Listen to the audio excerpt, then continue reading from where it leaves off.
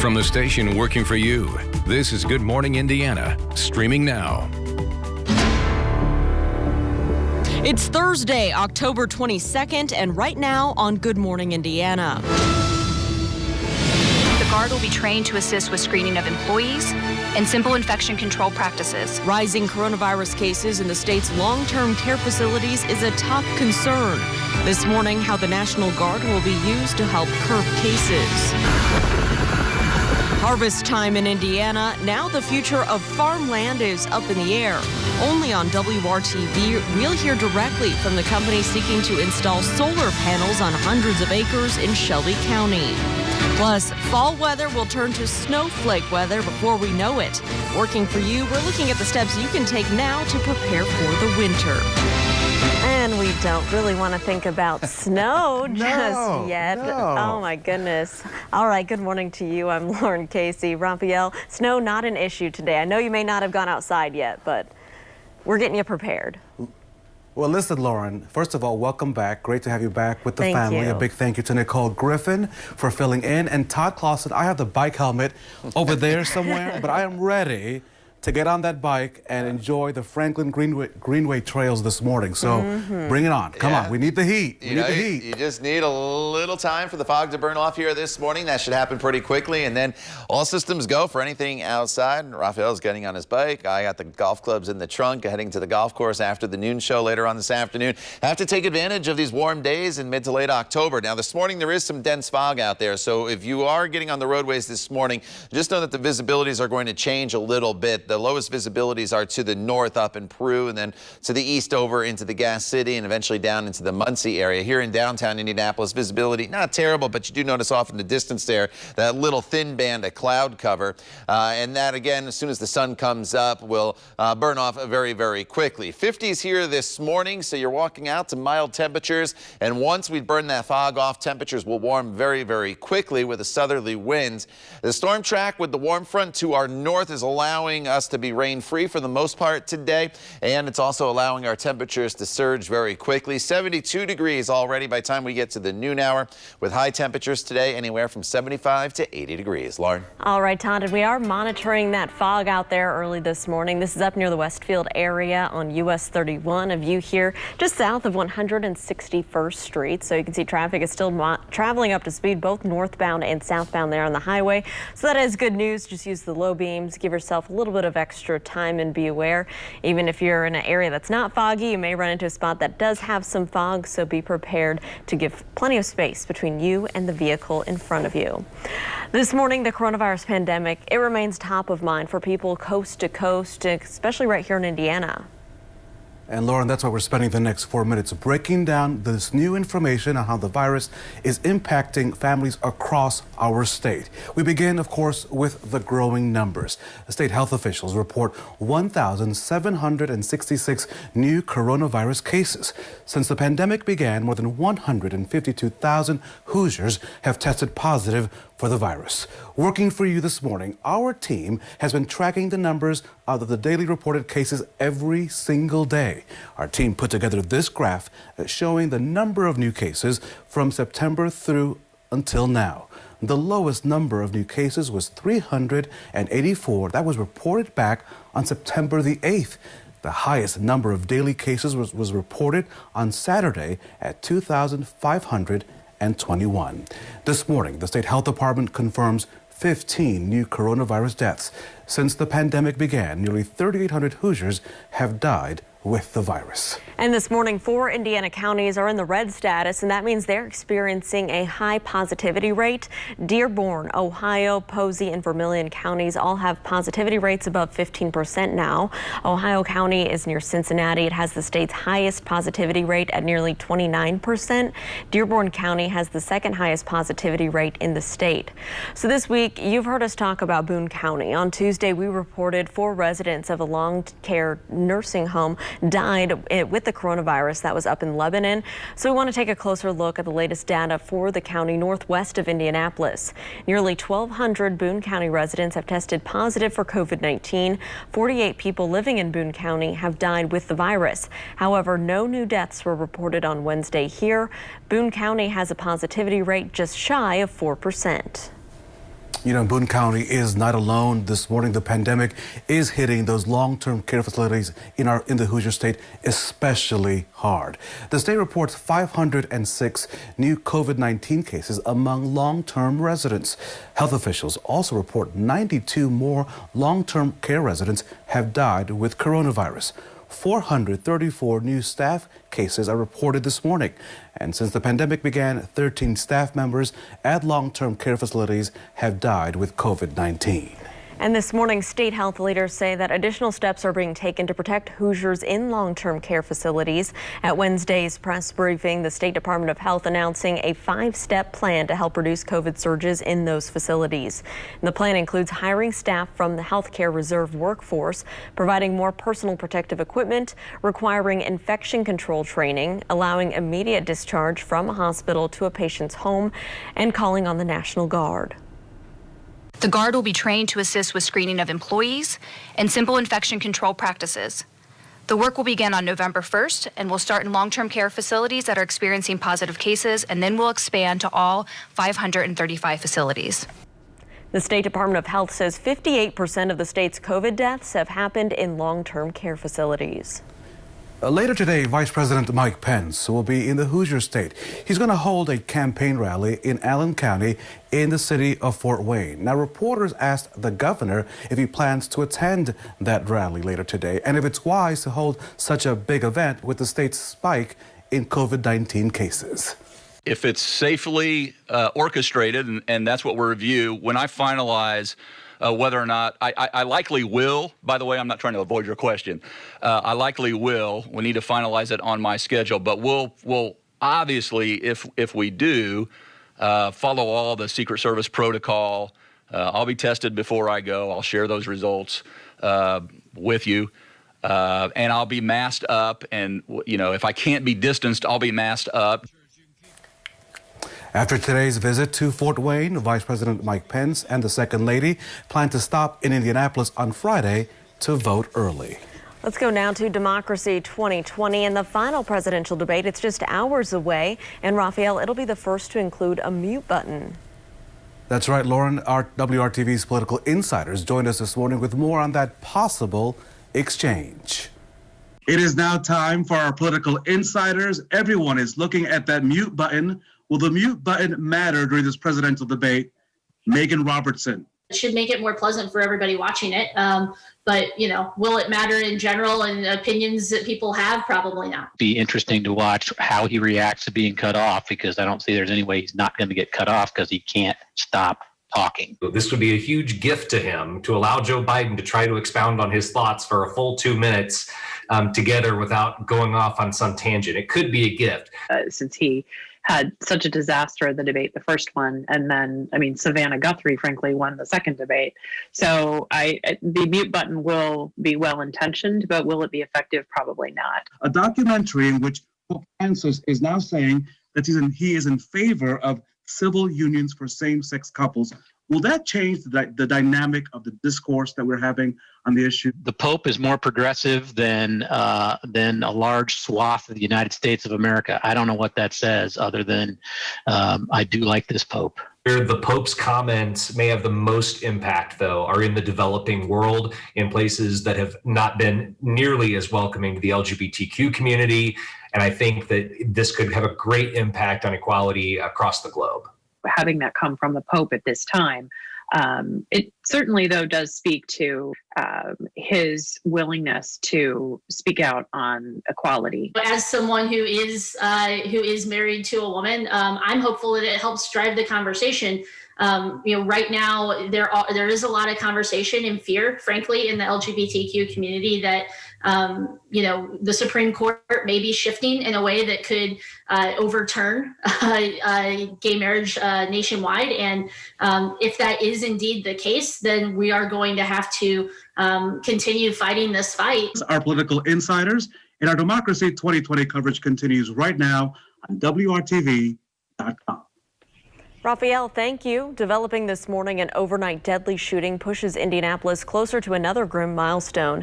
This happened around 9:30 last night in the 2400 block of Asbury Street on southeast side of Indianapolis. When officers arrived at the scene, they found an adult male suffering from gunshot wounds. He was pronounced dead at the scene. Investigators say they do have a suspect in custody. They're still working to find out what led up to this shooting.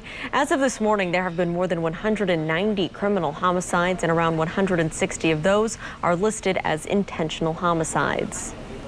So, Lauren, while we may not want to think about it, the first flakes of the season will be here before we know it. Coming up, our Kelsey Anderson explains why now is a perfect time to prepare for the first snowfall. Todd Clausen, I would prefer dealing with fog than snow, so help me out here. Well, that's what we are going to deal with here throughout the day. I have no snow in our forecast, and I don't see any snow in our forecast anytime soon. Here's a live look in Bloomington right now, where you can see the visibility is reduced just a little bit. Other areas dealing with visibility that's reduced a little bit more across parts of central Indiana. Here's another view from downtown off to the west, where visibility not too much of an issue, but that dense fog advisory goes until 9 o'clock here this morning. We'll break it all down for you and look at your weekend as well. Coming up when Good Morning Indiana continues right here on WRTV.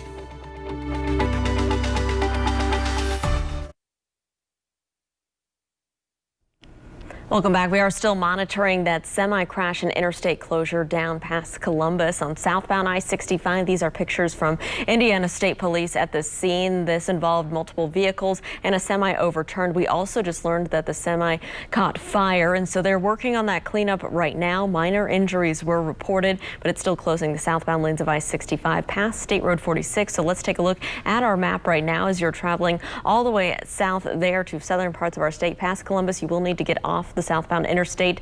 Take State Road 46 over to US 31. Take that as a detour. Just give yourself that extra time to take the detour route, but it runs basically right along the interstate, so it shouldn't slow you down too much this morning. Of course, we'll let you know when everything is back open. At 6:14, the temps will take a deep dive, we know, as winter approaches. Raphael.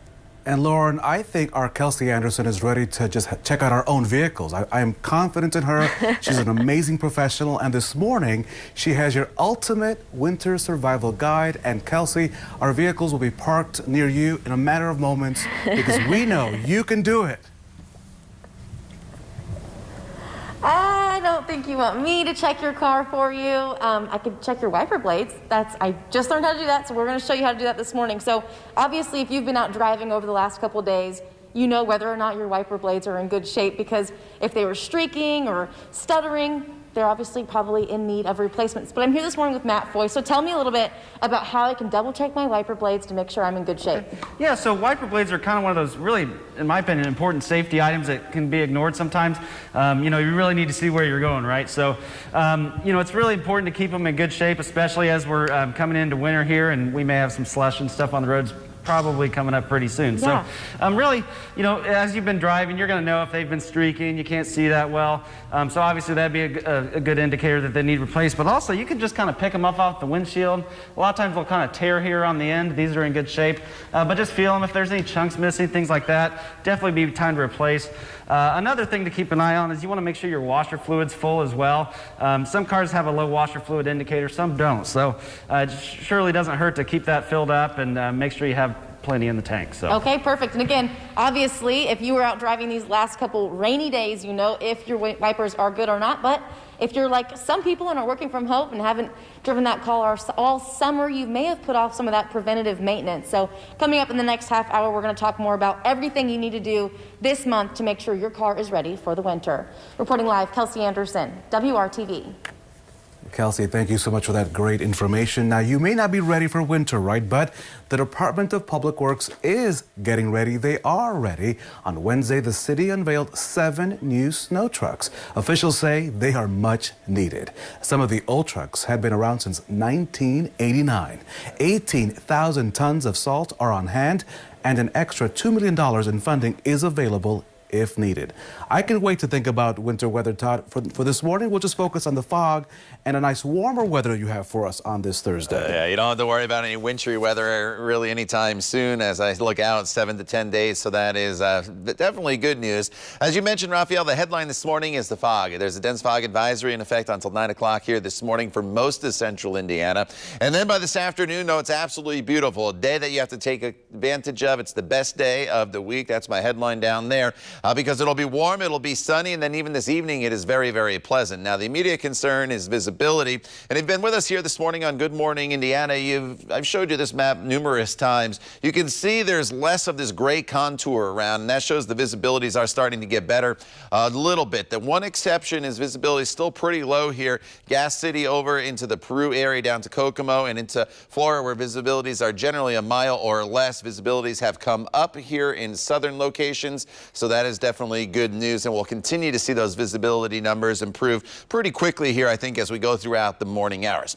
Temperatures, not bad at all. We're sitting in the upper 50s to right around 60 degrees right now all across the area, and these temperatures will warm very, very quickly throughout the morning hours and into the afternoon, and high temperatures today eventually will be topping off in the upper 70s, and Logansport, Kokomo 78, about 80 in Frankfort, 78 in Anderson, 81 from Martinsville to Shelbyville today, 79 in Indianapolis, and 81 in Bloomington, as well as Bedford and Seymour and Columbus. And that is why you have to take advantage. I mentioned I don't see any snow in our future. I also don't see any temperatures this warm again in our future really anytime soon. So that's why I try to get outside and enjoy this here today.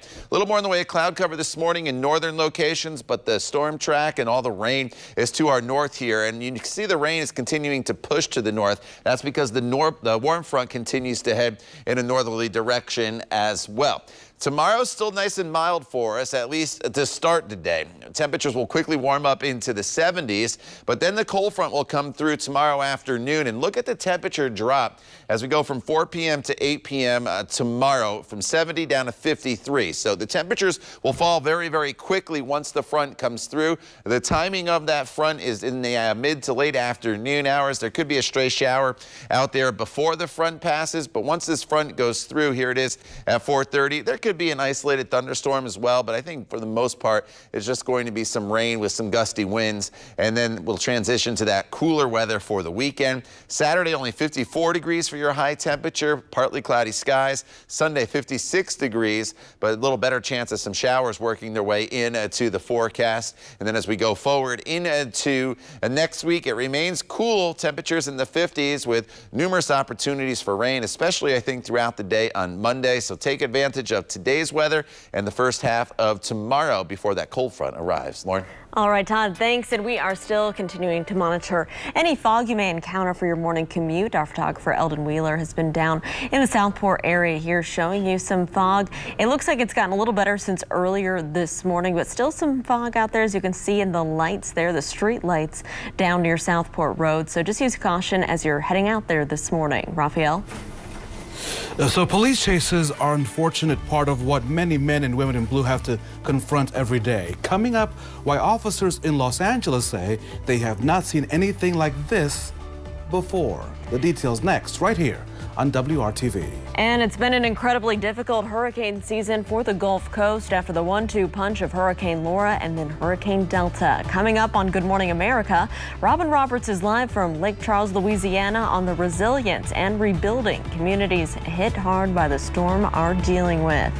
And good morning to you in Burlington, Bargersville, and Bloomington. It is 6:21. You're watching Good Morning Indiana right here on WRTV. We'll be right back.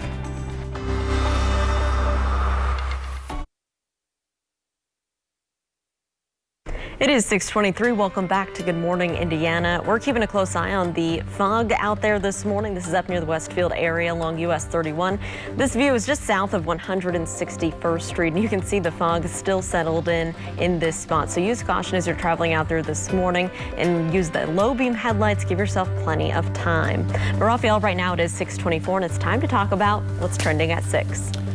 So, Lauren, you know that Todd and I, we don't like snakes. Is there an insect or a reptile or something that you just are afraid of? I mean, I don't like snakes. I don't like cockroaches and anything crunchy, okay? You know what I mean? Fair enough. So let me just pull this from the nightmare file. Scientists in South Africa have discovered a beetle, right? A bug, a beetle that can be run over by a vehicle and still survive. This bug's armor makes its exoskeleton as hard as solid rock. And so scientists and engineers believe the study of the so-called diabolical ironclad beetle will help them build tougher materials. Yeah, that would... Better on a beetle than on a snake. That would qualify as crunchy, I would say, even though it won't crunch.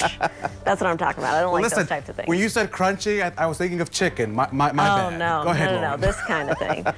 So, a police chase in Los Angeles turned bizarre when the suspect was able to stop twice before getting away. The driver was a suspect of a theft at an area Home Depot and was chased by authorities for more than 2 hours, but managed to pull over at 2 separate gas stations. The second time, he was even able to refuel before taking off again.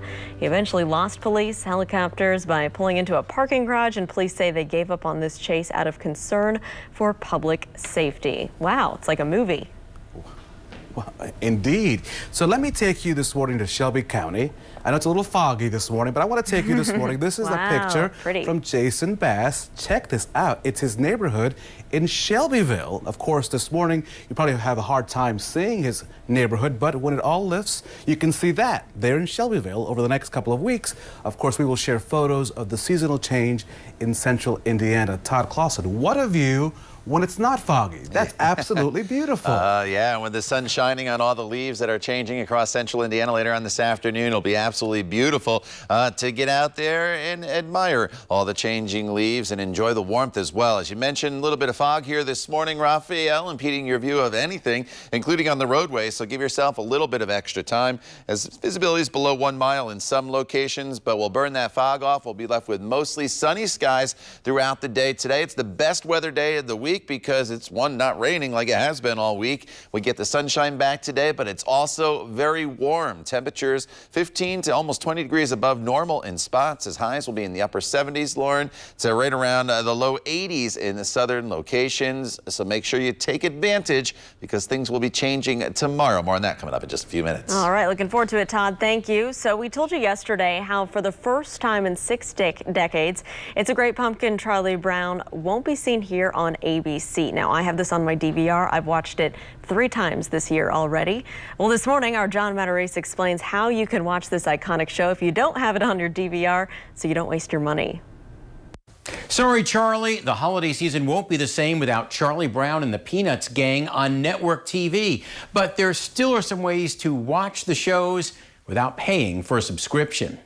Viewers looking for the Peanuts classics, Charlie Brown Christmas and It's the Great Pumpkin Charlie Brown, won't find them on network TV this year for the first time in 50 years. ABC and CBS have taken turns airing them over the decades, but Apple's just snapped them up and they will be streaming on Apple TV Plus from now on. Don't want to pay to subscribe? Not to worry, you'll be able to stream Great Pumpkin free with no credit card required on October 30th and 31st. A Charlie Brown Christmas will stream free from December 11th till December 13th, though you will need to find them on a Roku, laptop, or smart TV. Not tech savvy? Walmart, Target, and Amazon sell them on DVD for about $10 each. Do you have elderly parents or grandparents who don't stream? Then you may want to buy them the DVDs for the holidays. You don't waste your money. I'm John Matarese. Good morning, Indiana. John, thank you. For more cost-saving tips and ideas, you can visit the money section of our website, WRTV.com. From the station working for you, this is Good Morning Indiana, streaming now. Now on Good Morning Indiana on this Thursday, this is your 6:30 news feed. Governor Holcomb says he will not reimpose COVID-19 restrictions for now, despite the recent spike in new cases. The governor says he is depending on Hoosiers to responsibly wear masks and continue to practice social distancing. He also announced more support to help the outbreaks happening right now at long-term care facilities. State Health Department has also nearly doubled the number of counties designated as high-risk locations for the spread of COVID-19. Almost all of greater Indianapolis area is now in the yellow category that indicates a moderate risk of community spread, but 40 Indiana counties are now considered high risk, orange or red level based on the number of new cases and the positive test rate. If you have any ideas about what should replace all those blue Indy parking spots that are now vacant around Indianapolis, the city wants to hear from you. The city is calling their effort Reimagining the Curb. The public is invited to submit ideas for repurposing the underground power connections at the former Blue Indy sites. There will be posters at the old Blue Indy sites encouraging you to vote by text and offer your opinion. In my humble opinion, I think they should just go back to being parking spots because it's hard to park in downtown Indianapolis. So I don't want to be that guy, but if there's someone that has a better idea, something that's fun, I'm all in it. Hey, good morning and welcome to Good Morning Indiana on this Thursday. All right, agree with you, Raphael. Good morning to you, Todd. If folks are heading out there, they may not mind parking farther away today because we have a really nice day in the forecast. Yeah, you know, you can get out and walk all across town no matter what community you're in here across central Indiana. It's going to be beautiful everywhere. It's one of those days where we're all going to enjoy the warmth and we're all going to enjoy the sunshine. Now this morning, unfortunately, we're all dealing with some patchy fog as well, and there's a dense fog advisory that's in effect until 9 a.m. this morning. When you look here in downtown Indianapolis, though, you notice the visibility not really impeded all that much. You can see, for one, obviously the top of the One America building here off in the distance. You notice this little thin band of cloud cover. That's some fog off in the distance as you look towards Hendricks County. And in northern locations up towards Lafayette and eventually over into Peru, Tipton, that's where the visibilities are the lowest this morning. The temperature is not bad. We're in the upper 50s to right around 60 degrees. The storm track today is to our north. That's where the warm front lies. That warm front continues to push to the north, so that'll firmly put us in the warm sector of air throughout the day today. So get out there and enjoy the sunshine, the warmth. The wind will kick up a little bit later on this afternoon. We'll hold pretty steady in the 50s here this morning, and then temperatures with the sunshine this afternoon really start to warm quickly, and eventually by this afternoon and even into the early evening hours, high temperatures will approach 80 degrees. All right, Todd, thanks so much. Let's take a look at some fog. We can tell you that down to our south, things are starting to improve. We still have some fog up here in Hamilton County, US 31 and Rangeline Road. However, you can see the road, and it looks like traffic is still traveling about up to speed, so that is good news for your commute. We'll continue to keep an eye out for any crashes or delays and keep you updated throughout the morning. It is 6:32, Democracy 2020 now. Vice President Mike Pence will be in Fort Wayne this afternoon to hold a campaign rally. With less than 2 weeks before the election day, the Pence's home state is the latest for him on the campaign trail. Governor Eric Holcomb says he'll likely attend this event and will adhere to social distancing guidelines. Following the rally, Pence will travel to Indianapolis, and he and Second Lady Karen Pence are scheduled to cast their ballots by early voting tomorrow. Lauren, some voters in Marion County say they've been waiting for more than a month to receive their absentee ballot in the mail. You see, Linda Stegner of Speedway, she reached out to WRTV Investigates for answers on this problem. She says she and her husband requested ballots the last week of September. Her husband received his ballot and voted by mail, but Linda has not. WRTV Investigates checked with the Marion County Clerk's office, who told us that Linda's ballot was mailed out on October the 1st. We reached out to the U.S. Postal Service, who told us that the Greater Indianapolis District is not aware of any widespread delays. Well, I don't have a lot of faith in it. I mean, it doesn't. I mailed my sister a birthday card last Wednesday, and she got it on Friday. Now, she can get it in 2 days. Why can't I get this in 19, 20 days? So what can you do if you haven't received your absentee ballot? That's a key question this morning. You can either vote early in person or on election day. Poll workers should give you an affidavit to sign. Now, you could also send what's known as an ABS-5 form to the election board to have your ballot reissued. The deadline to apply for an absentee ballot is today. Today is the deadline. Also, when you're finished, you do not have to mail back your absentee ballot. You can drop it off in person at the County Election Board office or the Election Board Service Center. You could also drop it off at select early voting locations that open on Saturday. We have a list of all of those sites at our website, WRTV.com/election2020. This morning, WRTV shedding light on a huge solar project seeking land in Shelby County. Next, we get an inside look at what one company is seeking in Indiana and the promise it's making to people. You're watching WRTV on this Thursday, October the 22nd.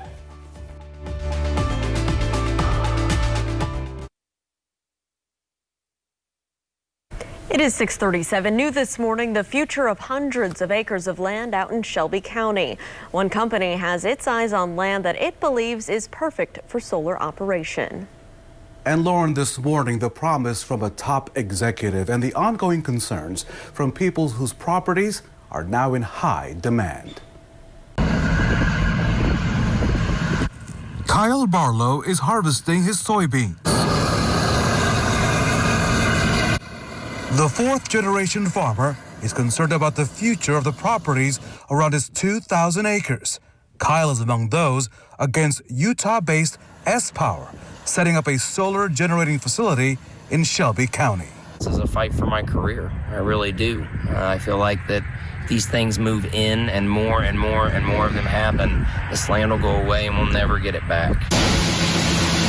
From soybeans to Salt Lake City, where we zoomed with Ryan Galeria, the S-Power vice president overseeing this project. His company installs solar panel facilities like this across the country.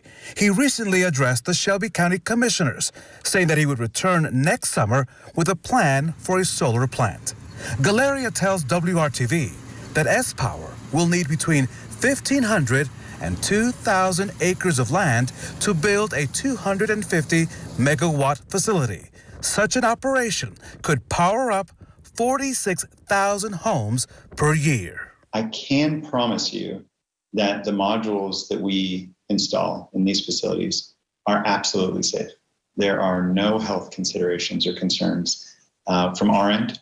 Even if these panels were to fracture, if there was an issue, if there was breakage, there's no evidence to suggest that there are toxic chemicals of any kind leached into the air, into the soil, into the groundwater. That is just not a concern. Galeria is well aware of the opposition that's taken root. Despite that, he says some landowners have expressed interest in leasing or selling their land. No binding arrangements have been signed. The life expectancy of a solar facility could be as long as 40 years. S-Power says it will offer the community its exit strategy. If this project were to be decommissioned at some point, are you telling me that the company would then be responsible to returning the land to its best practices, its best use, as you sort of found it before you moved in? Is that the plan? And is that something you would provide if that's something that, if this process moves forward? That is the plan, and that's the commitment that S-Power will make, is that we will restore the land to its pre-construction condition, whereby we'll remove and decommission all of these facilities and restore that site to how it was the day we walked onto it. While the harvest is underway, the community has a big crop of questions awaiting S-Power as it shows interest in setting up a solar operation in Shelbyville. Now, I did speak to Mr. Galeria for more than 30 minutes. I've posted our entire conversation unedited on our website, WRTV.com. Now, since that conversation, though, S-Power sent us this statement saying typically an agronomist is not consulted in the planning phase of a solar power facility. However, based on the recommendation of our neighbors in this region, we intend to look into using an agronomist on this project. This would be in addition to a number of specialists, including biologists, engineers, surveyors, among others. We will continue here at WRTV to follow this developing story. Lauren? Well, it may not feel like it quite yet, especially not today, but winter will be here before we know it. Next, our own Kelsey Anderson joins us with some tips on how you can make sure that your car or your truck is ready for a change in season. And don't forget that today is also Throwback Thursday, and today we'll look back at the day Hollywood came calling for thousands of Hoosiers to simply be Hoosiers. Now let's check in with one of my favorite Hoosiers, Todd Clausen. Good morning, TK. Raphael, good morning to you as the kids head off to the bus stop and you hop in your cars to head off to work. Just be extra careful as there's some patchy dense fog out there. A dense fog advisory is in effect until 9 o'clock. This morning, temperatures are in the 50s. As everybody comes home, whether it's from work or school, it turns into a beautiful day, though, with temperatures near 80 degrees and lots of sunshine. We'll break down today and look ahead to some changes that head our way for the weekend. Coming up when Good Morning Indiana continues right here on WRTV.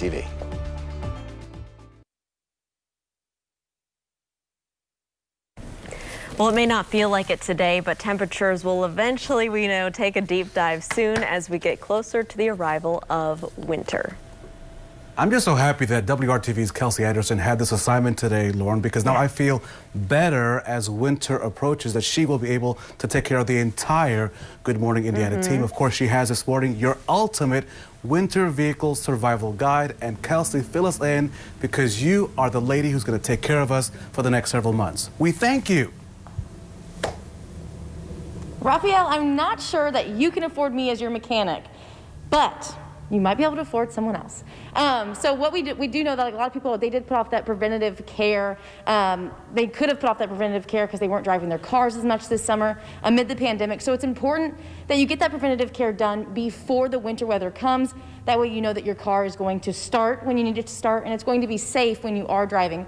So I'm here this morning with Matt Foy. So tell me, what are some of those things we need to make sure we are ready to go for in the month of October? Well, like you mentioned, just all those preventative maintenance items are really important, from tire pressure, make sure your tires are in good condition. There's plenty of tread left on them. All the way, all your underhood fluids, washer fluid, windshield wipers, especially as it's dark more this time of year, make sure all your lights are in good shape.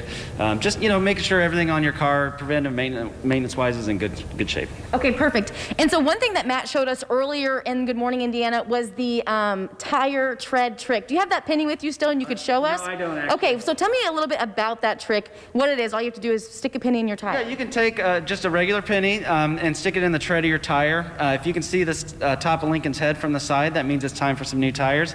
If you can't, generally that means they're still in good shape.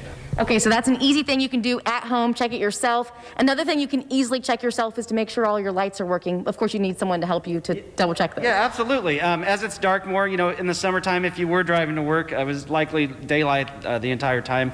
Now with it dark in the mornings, it's a great idea just to check all your lights, make sure they're working.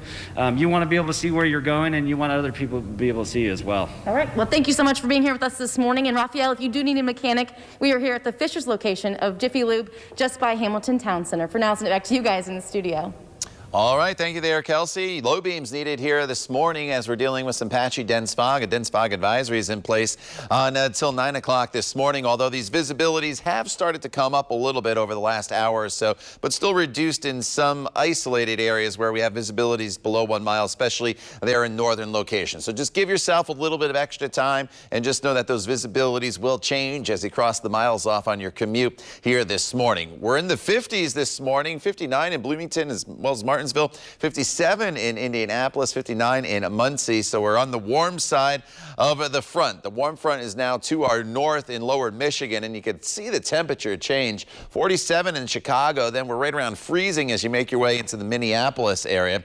Eventually, some of that colder air will head in our direction, so take advantage of the warmth that's in place here for the day today, as temperatures will hold pretty steady this morning while we're dealing with some of this patchy fog. But once we burn that off, temperatures throughout the late morning hours will quickly start to warm. Should be around 72 degrees by the noon hour, then high temperatures today will be topping off right around 80 degrees. Just a terrific day that you need to take advantage of because much cooler weather is going to be heading our way, and some of the long-term forecasts keep the cooler temperatures around. So anytime you're near 80 here at the end of October, you need to get outside and enjoy it. All this rain is moving right along the warm front. Yesterday, the cold front went through. That's what brought us the heavy rainfall as you were dealing with your Wednesday morning commute. That front went back as a north front, warm front last night, and now we're dealing with the southerly winds, and that's the dividing line between the warmth we're enjoying and the snow that they're expecting in Minneapolis. This evening, if you do have plans, maybe for some outdoor dining, should be great to find a patio. Temperatures in the 70s, then eventually falling into the 60s. You don't even need to really have the heavier coat handy this evening. And then for tomorrow, it's still on the warm side of things. Temperatures will be approaching 80 degrees once again, depending on the timing of the front. But there could be some isolated showers in the morning. The better potential will be in the afternoon and evening when the actual cold front passes through the area. So tomorrow, the first half of the day is decent with just a hit or miss shower or two. But once the cold front makes its way through the area, as you see here at 4 p.m., that is when we are going to get a quick burst of rain, maybe a rumble of thunder, but not expecting severe weather. And following that front, temperatures really drop off. So tomorrow evening, it gets a lot colder than what it will be during the middle half of the day. And then for the weekend, the cool air is definitely in place. Saturday, 54 degrees, partly cloudy skies. Sunday, rain showers return to the forecast at 56. And then as you look ahead to next week, temperatures do remain below normal as we deal with rain showers. In fact, Tuesday, it may be a struggle to get back up to 50 degrees. So enjoy today and at least the first half of tomorrow before that cold front arrives. Lauren? All right, Todd, thank you so much. Here is a live look right now, or rather pictures from Indiana State Police. They've been working an overturned semi-crash that caught fire, involved a few vehicles down there near Columbus. Closing right now the southbound lane still of I-65, just past State Road 46. Minor injuries there were reported. So let's take you down to Columbus right now on our map. Again, it is closing the southbound lanes as you're heading past State Road 46. So you will need to at least get off interstate by State Road 46, but it's looking like things have been slowing down approaching that spot. So if I were you and you're trying to get south, maybe to southern parts of Indiana today, you could even get on US 31 back in Edinburgh near the Outlet Mall, and that may save you a little bit of time this morning and avoid any delays on the southbound interstate. Of course, we'll continue to follow this and keep you updated.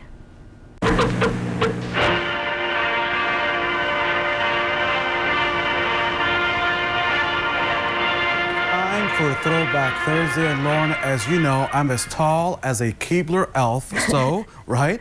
If you and I wanted to form a basketball team, luckily we have Todd Clausen, who could be our center, right? Right. And it just happens that 35 years ago this week, filming began on one of the best-known movies ever made right here in Indiana. Yeah, I feel like we may need to enlist Kevin Gregory as well for that team, Kevin Raphael. Gregory? Yeah. You could feel the excitement here when production for Hoosiers began back in 1985. Thousands lined up around the Brownsburg High School gym for a chance to be an extra in the film. They needed about 83,000 extras for the 21 days of filming. Our own Derek Thomas spoke with some of the real-life Hoosiers who were hoping to become stars for a day. Well, I like movies and I would like to see myself on a screen. I can add a lot of spirit, enthusiasm, and a lot of character. Just about everyone who came was cast and was issued tickets to get into the filming in Brownsburg, which begins Monday.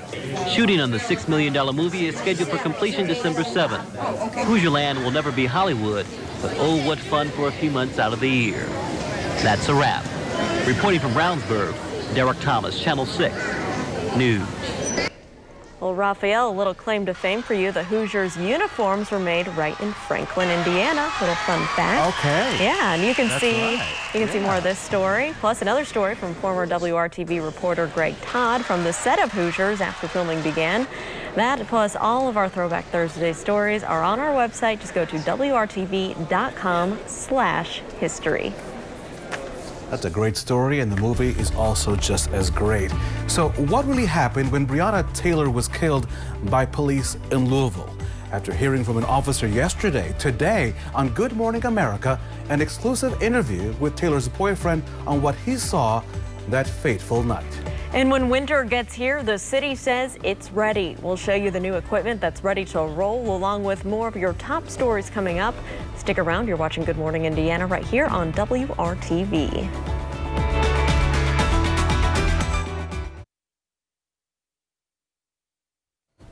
It is 6:55 here on Good Morning Indiana. I'm Lauren Casey along with Raphael Sanchez. Meteorologist Todd Clausen is keeping a close eye on that fog this morning, and he'll have your forecast next right after a look at our top stories. Lauren, an overnight deadly shooting on the city's southeast side pushes Indianapolis closer to another grim milestone. That shooting happening around 9:30 last night on Asbury Street near East Bradbury Avenue. Police tell us a man died of gunshot wounds at the scene. As of this morning, there have been more than 190 criminal homicides. Around 160 of those are listed as intentional homicides. Well, tonight, President Trump and Democratic candidate Joe Biden will meet for their final debate before the election. After some rule changes, each nominee will now be muted while the other delivers their opening 2-minute answers to each question. It's meant to reduce the interruptions that we saw in the first debate. Now, we'll have live coverage of the debate tonight. That begins at 8 o'clock right here on WRTV. You may not be ready for the winter weather, but the Department of Public Works will plow ahead when called.